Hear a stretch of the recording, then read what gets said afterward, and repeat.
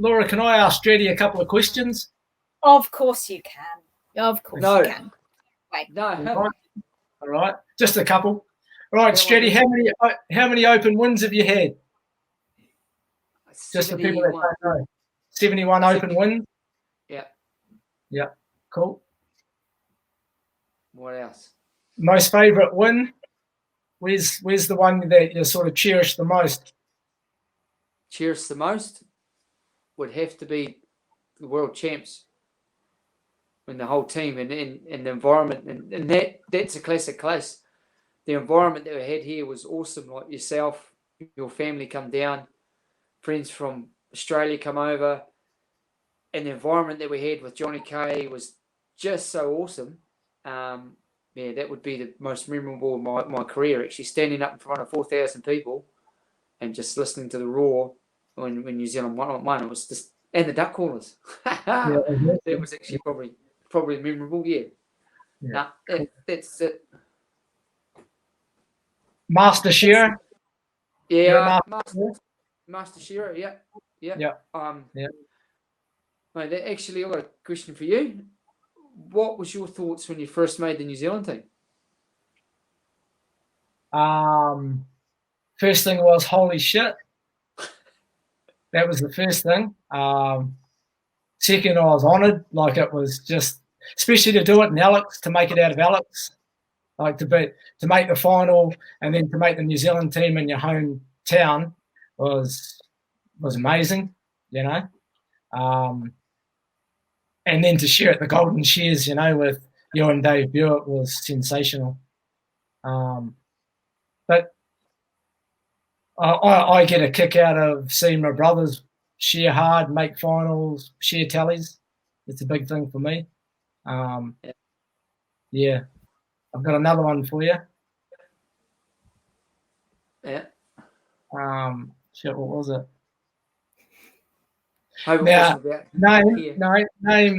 Name the top 5 shearers in the last 30 years. Not being disrespectful to anyone, you know, like who do you class as the top 5? Yeah. Top over 5. your 30 years of shearing that you've seen develop and bring shearing to a whole new game, you know? Gear and shearing and stuff. Yeah. Well, shows or just shed? Both. Well, the top shed shearer and show shearer that I would have to say would be Darren Ford. He would be the first one. And the second one would be technique and style. I'd go with Dion Morel. Yep. Third one would be probably Johnny K. Yep. Fourth one would have to be Roland Smith. Yep. And the fifth one, this might surprise you, would be actually Gavin Much. Nice. That's one fella that's sort of not really mentioned a lot. He can shear merinos. He's a Scotsman. He's been around the world. To me, that'll be my top 5. Yeah. Got a question for you guys. Hey, where would I have come in? Would I've had to go down to about 48 or 50? No. You should have said 6. Oh, shit, bugger it. You said 5. Yeah, because we had Larry Lewis at a course down at Mount Linton before Christmas, and I asked him in his era who were the top 4 shearers that he'd seen around. He said Ricky Pivac was one. Yeah. He said David was just he would be the best that you'd ever see. Yeah. Gear was just he was strong. Like his mind was just so sharp and strong. Yeah. And he said Snow Quinn would have to be he was just a gentleman of shearing. Like, he was a fantastic shearer, world champ couple times, but he was just a real gentleman of shearing. And he was one of the first guys, Snow was, back in the 70s and 80s, that sort of got more technical with the gear. Yeah. So it's awesome just to ask people like the question I've just asked you about the times that you've seen and the people that you've been around. Yeah. Concerning David, like, David was just one of the kind. He took everything to the next level.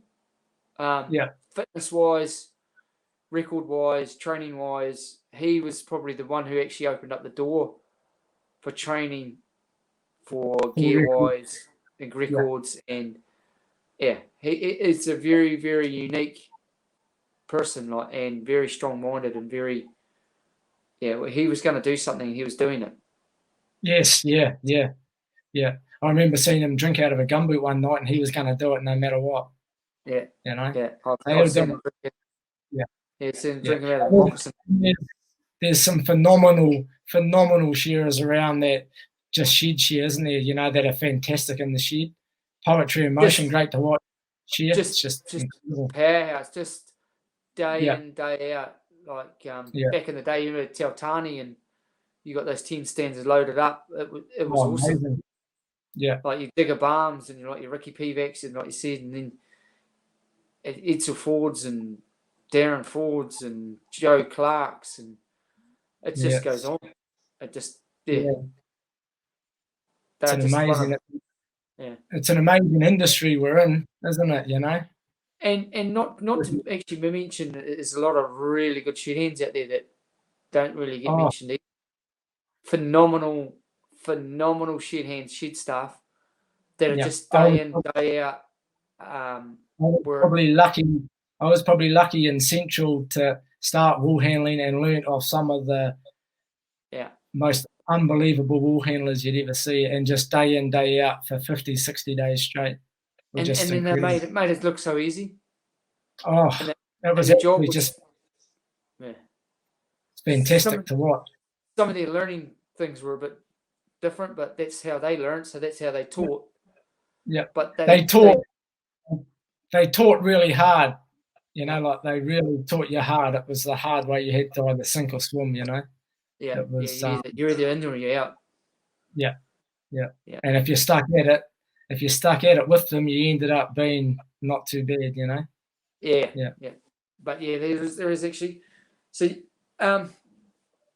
what is the highlight of your shearing career, mate?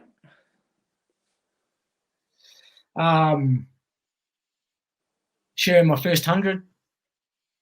You know, like those, I still remember the places that I done my first 100, 200, 300, 400, 500. I'd like to say 600, but I never did. But, you know, you remember those things. I like to say 500, but I've never done one of them either. Well, you take too much off, mate. I've told you, get a bit rough around the edges and you'll shear 900. Shearing with some real good people. I've had so many good experiences in the game that they outweigh the shit ones. Yeah. You know. And you've done a couple of tours to America, eh? Yeah, sure. And I was lucky enough to share with a couple of my brothers, you know, it was good. Yeah. You know, it was real good. You know, my younger sister Tedia, she's a fantastic wool handler. It's good to see her out doing it, you know, when she's got her mojo on and not pregnant, man, she can wool handle. Yeah. You know, Janine's a real good wool handler. But then that all reflects back on the good environment, though. There you get like your environment of that you guys had. Like you had your father, who was. Like, I still remember your father. He to me is a legend. He sits up here. Like he is probably a man that is probably underrated too. Like he's probably helped that many years. And you guys learned off him and your mum that you go to work, you be respectful. Because if you didn't, you get a belt around the ear. Like my old man used to boot me up the ass or clip me around the ears. If I was disrespectful or anything like that, you get a boot up the ass, clip around the ears, and made to apologise. And had exactly. Yeah. And then it comes back to it, like Yeah, totally. you know, I remember my old man was good on gear. You know, he was one of the better gear men around Central, you know. Yeah. And it would be the same as your dad, you know, he sure up around here, sure some tough weathers, you know, back in the day. So Cluden Station and up right through there. Yeah. But and you look at Stacey, like Stacey's learned off his parents too, isn't he? You know, his Dean was a fantastic shearer, and you know, he's a great trainer when he was training. You know, and that's all through family, isn't it? You know, a lot of the guys and girls around that are working hard and doing well through the shows and through records and that have a real good family support behind them. They've learned off their parents, who are the people that are going to show you everything they know, aren't they? They're not going to hide any secrets from you. Yeah, no, and they take it on the chin if they've done something wrong. Like if you're not doing that right, you change it. Like you fix it, not sulk. Yes, yeah. He bombed me for the back socks. Oh, what an asshole! It's like, okay, then we'll fix that. Thank you, Stratty, and thank you, Mouse. It was really great. I might go and have my tea. I'm going to have my Savaloy soup now for tea. That's all I get. Well, make sure you have some bread with it, mate. Have some bread with it. No, I'm not allowed bread. I didn't share 300 today. Wifey said, first thing Wifey said to me, 300. I went, no, not today. I was 298. She said, Savaloy soup, mate.